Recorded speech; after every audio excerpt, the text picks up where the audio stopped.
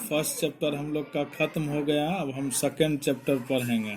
Second chapter अंग्रेजी का है Marco Polo. About the lesson के बारे में। Marco Polo was the merchant of the 13th century of Venice. Marco Polo जो था वह 13वीं शताब्दी का वेनिस का एक व्यापारी था। In the 13th century, Europe highly valued its trade with the East. 13वीं शताब्दी में यूरोप जो है उसका पूर्व के देशों के साथ जो व्यापार होता था उसको वह बहुत महत्व देता था। India and China were believed to be rich beyond dreams. Bharat और चीन के बारे में ऐसा विश्वास किया जाता था कि ये दोनों देश जो हैं वो स्वप्न में भी लोग जितना अमीर होने के लिए सोचता है उससे भी ज़्यादा ये दोनों देश अमीर हैं। Men who were fond of adventure began to dream of going out to India and China and making their fortunes। वो सारे व्यक्ति जो कि एडवेंचर यानी साहसिक कार्य करना पसंद करते थे, उन लोगों ने इन भारत और चीन जाने का सपना संजोया और मन में यह सपना भी संजोया कि इन दोनों देशों में पहुंचकर फॉर्चून यानी अपने भाग्य को बनाया जाए। अब कहानी है। It is difficult to imagine how hard and dangerous it was to travel from one country to another 600 और 700 years ago. It is difficult to imagine, ऐसा कल्पना करना भी कठिन है कि हाउ हार्ड एंड डेंजरस, कितना कठिन और खतरनाक था। It was to travel from one country to another, यानी एक देश से दूसरे देश की यात्रा करना आज से 600 या 700 वर्ष पहले। Men had to travel mainly by overland routes. आदमी जो है प्रायः ओवरलैंड रूट से यानी जमीन पर जो रास्ता बना हुआ था उसके ऊपर से यात्रा करता था। They had to move slowly as and when they got the chance.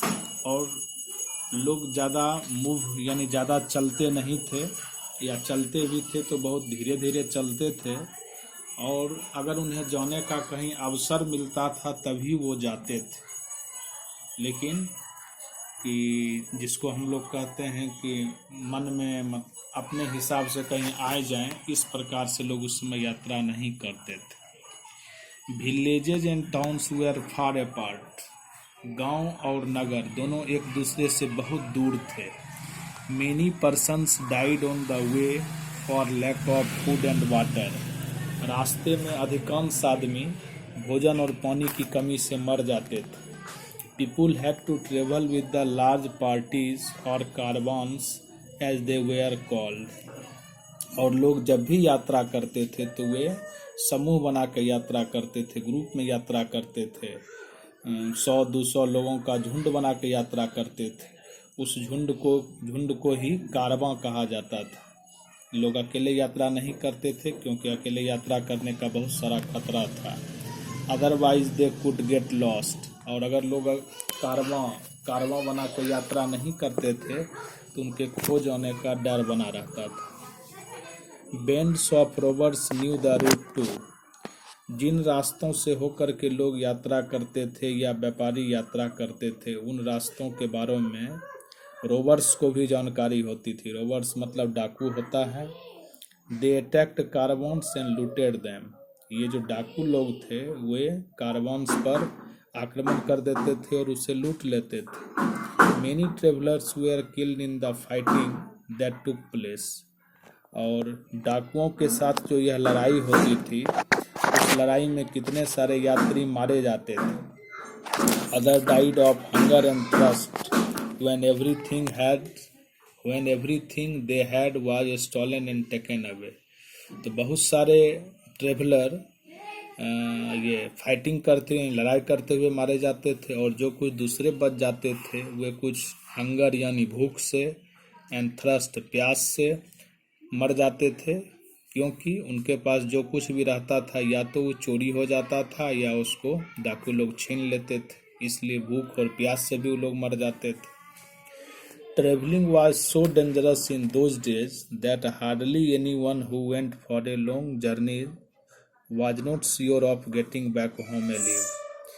Travelling was so dangerous, यात्रा करना इतना उन दिनों यात्रा करना इतना खतरनाक था कि हार्डली यानी बड़ी कठिनता से कोई लोग कहीं दूर की यात्रा करने के बारे में सोचते थे, और सोचते भी थे तो उन्हें इस बात की चिंता लगी रहती थी कि वो यात्रा करके वापस लौट कर आ पाएंगे कि नहीं।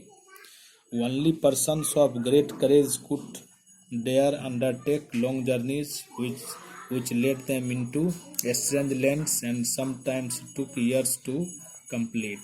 कहता है केवल वही लोग जो ग्रेट करेज यानी जिनके पास अत्यधिक साहस था, वही लोग यात्रा करने का जो लंबी लंबी यात्रा करने का जोखिम उठाते थे, और ऐसी यात्राओं के क्रम में वे स्ट्रेंज लैंड अपरिचित जगहों पर पहुंच जाते थे, और कभी कभी उनको ऐसी यात्रा करने में सालों साल लग जाते थे। इन द 13th century 13वीं शताब्दी में Europe valued its trade with the East highly. 13वीं शताब्दी में यूरोप जो है, यूरोप एक महादेश का नाम है, यह पूर्व के देशों के साथ 13वीं शताब्दी में यूरोप पूर्व के देशों के साथ व्यापार को बहुत ज़्यादा महत्व देता था।